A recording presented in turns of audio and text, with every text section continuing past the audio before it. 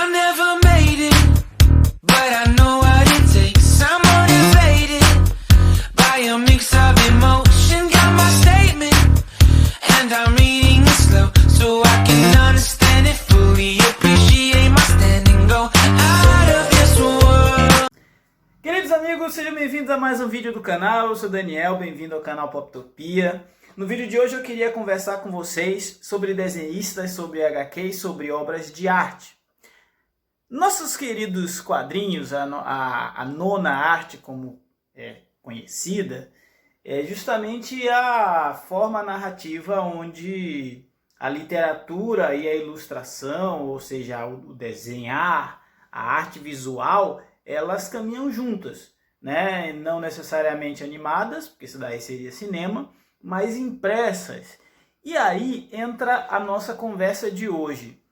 Vocês param para reparar, vocês param para observar no quanto o desenhista, ele muitas vezes é fundamental na narrativa de um HQ, fundamental não simplesmente por ilustrar a história que o roteirista está produzindo, mas por encontrar uma maneira única de fazer aquela história se destacar das demais. Eu trouxe algumas HQs aqui para a gente conversar sobre essa temática hoje. Eu queria começar, por exemplo, com Camelot 3000, uma HQ clássica da DC Comics, Michael Wilbur com Brian Bolland, em um clássico que remonta à época do Rei Arthur, o Mago Merlin e vários outros personagens clássicos, mas eu não vou falar muito da história hoje. Eu queria conversar com vocês sobre a arte do Brian Bolland.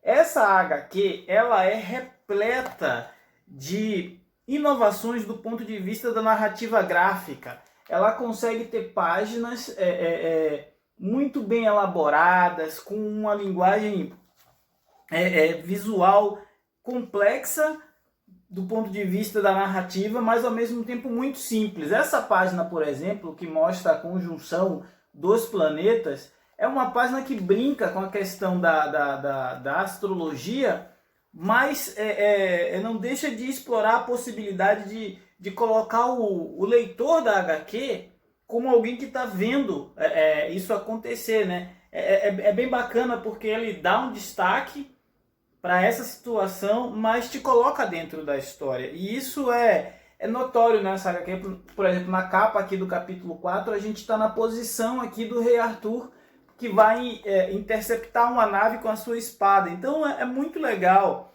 você observar que muitas vezes o artista ele consegue pegar o roteiro que tem ali muitas coisas que precisam ser demonstradas e te transportar para dentro dessa história, né? Eu acho que a grande diferença de uma história em quadrinho para um livro, para um audiolivro, para uma peça de teatro, para qualquer outra mídia, é justamente essa capacidade que o casamento entre a arte escrita, né, do roteirismo, com a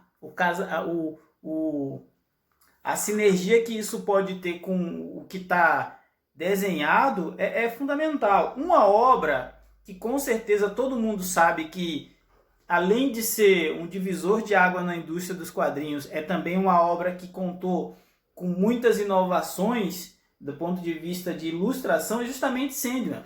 Eu estou aqui com Sandman Noites Sem Fim, que é bancada por ilustrado por Glenn Fabry, Milo Manara, Miguel Ancho Prado, Frank Quitely, Craig Russell, Bill Sienkiewicz e Baron Storey. Essa edição por si só já reúne a fina nata da indústria da ilustração no que se refere a quadrinho. A primeira história, que é a história da morte, é ilustrada pelo P. Craig Russell.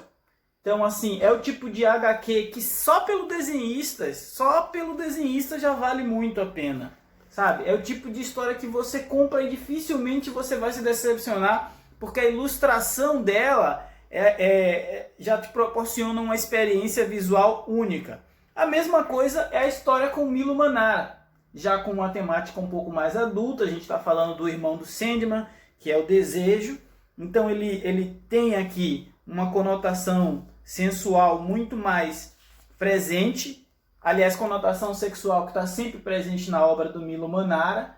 É um artista italiano fantástico, que tem aí, entre as suas personagens, as mulheres sempre se destacam pela sua beleza, pelo seu ar de sedutor, né? E aqui a gente tem vários estilos, né? As histórias elas vão desfilando pra gente como se você tivesse fazendo um estudo de história da arte, na realidade, porque você passa por estilo um pouco mais realista, você passa por estilo um pouco mais cartunesco, você passa por um estilo um pouco mais experimental, por exemplo, as páginas ilustradas pelo Bill Sienkiewicz, e você passa por estilos um pouco mais perto, olha essa página, uma página extremamente experimental, uma página que proporciona a gente aqui explorar dentro da história o que é narrativa gráfica, o que é literatura, o que está sendo referência a outras obras de arte, porque tem muito disso.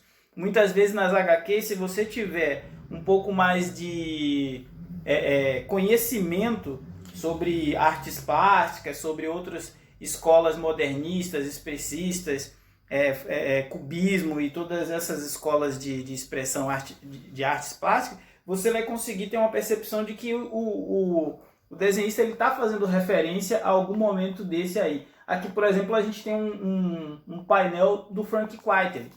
Eu acho muito bacana quando a gente tem na HQ, além da história em si, uma experiência visual muito rica. E para não ficar só nos encadernados, eu estou também aqui com Conan o Bárbaro, número 7, saiu aí no mês passado pela Panini, e é uma HQ que ela te proporciona uma história divertida, previsível do Conan, a gente sempre sabe o que vai acontecer, mas a arte do Mahmoud Haras é sensacional. A história do Jason Aaron, ela pode até ser uma história que você imagina o início, o meio e o fim, porque afinal a gente está falando de Conan. Mas o espetáculo visual que essa HQ te proporciona é algo assim que você não sabe o que vai encontrar na próxima página, tá? Então, o que eu tô querendo dizer é que muitas vezes a gente precisa pegar a HQ, apreciar a história, mas algumas histórias em quadrinhos, elas pedem uma releitura com uma atenção especial para a arte, para que você observe o detalhe, para que você olhe o esmero com que aquele artista procurou desenvolver os traços do personagem, como ele definiu o espaço do personagem em cena, como ele constituiu ou construiu a fisionomia daquele personagem baseado em quê. E isso nos traz a Supremos, do Mark Millar com o Brian Hitch. Para mim, o trabalho mais fantástico da carreira do Brian Hitch. O cara tava no auge assim, do talento dele quando ele desenhou essa HQ. Eu acho que, claro, ajuda muito o roteiro do Mark Millar. Ele foi inspiradíssimo. É um roteiro que ressignificou os Vingadores para o século XXI, né? Basicamente, os Vingadores do cinema que a gente conhece saiu daqui. Inclusive, a famosa homenagem ao Nick Fury e Samuel L. Jackson. Não tinha nem como o Samuel L. Jackson negar depois participar do filme de tendo tido sua cara impregnada ao Nick Fury. Tanto que as novas gerações conhecem o Nick Fury apenas como o negro de tapa-olho, não aquele Nick Fury clássico que a gente conheceu aí como fundador da SHIELD. Então, assim, dentro do quadrinho, pode ser de super-herói, pode ser mais adulto, pode ser mensal, pode ser encadernado, existem algumas HQs que elas, eu não quero me tornar repetitivo, mas elas te levam a lugares diferentes dentro de uma mesma história. E por isso que eu trouxe uma outra. Recentemente eu fiz essa aquisição, As Aventuras dos Super Filhos, que foi uma HQ que eu pensei assim, eu vou comprar, depois eu vou ler com os meus filhos, deve ser divertido. E é justamente isso que eu quero conversar com vocês. Nessa história em quadrinho, a gente tem aqui a arte do Carlo Barberi, é isso? Carlo Barberi com o Scott Glovskovski, acho que respondi. Mas o ponto ele te leva para um lugar totalmente diferente. É uma história em quadrinho, um tom totalmente cartunesco, claramente pensado num público mais infanto-juvenil.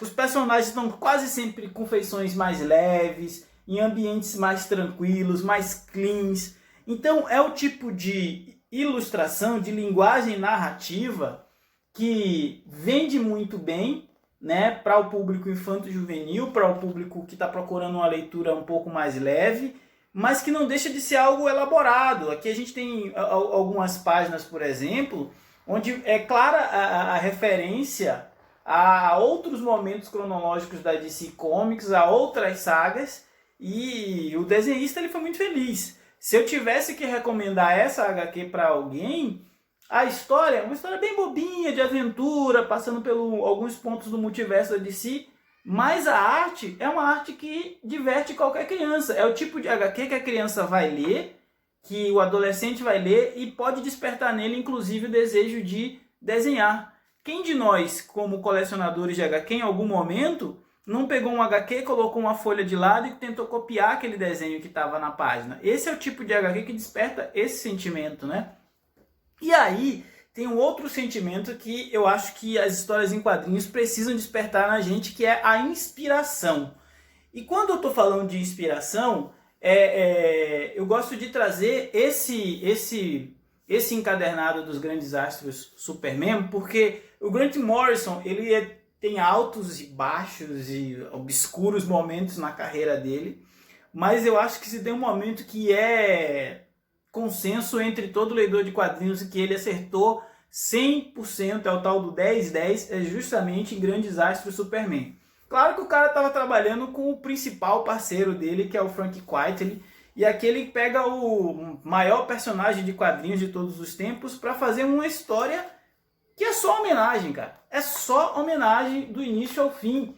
E o mais bacana, são homenagens lindas, belíssimas, com uma linguagem narrativa tão rica que é possível você perceber a diferença visual do Clark Kent corcunda, atrapalhado, bobalhão, para o momento que ele se revela ao Superman para Lois, a postura muda.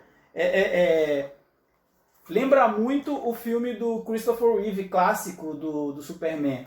Então o que a gente tem aqui? Aqui a gente tem uma história muito bem escrita, com um desenhista muito bem alinhado às intenções que a história queria passar e preocupado em complementar a narrativa com uma experiência visual enriquecedora, né? Você tem páginas de 9 quadrinhos, 6 quadrinhos, 3 quadrinhos, e você tem páginas que são painéis fantásticos. Eu lembro dessa HQ aqui, tem uma sequência do Super-Homem passando os poderes dele para Lois, e tem essa sequência que eu acho que é o tipo de imagem que define muito a história. Todo o fã de histórias em quadrinhos, todo o fã de determinados personagens quer em determinado momento ver uma história no qual seu personagem demonstre toda a sua grandeza. E eu acho que Grandes Astros Superman é o tipo de história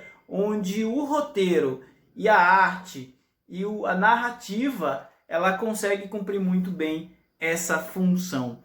Galera, eu tinha mais gibis para comentar, mas o vídeo ficaria muito longo. Eu queria que vocês comentassem, que vocês indicassem, que vocês recomendassem outras obras nas quais tanto o desenho quanto o roteiro andam juntos e complementam e nos proporcionam uma experiência diferenciada e divertida de leitura.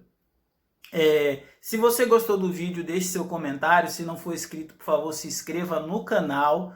Esse foi o vídeo de hoje. A gente está sempre por aqui falando de HQ. Aquele abraço e até a próxima.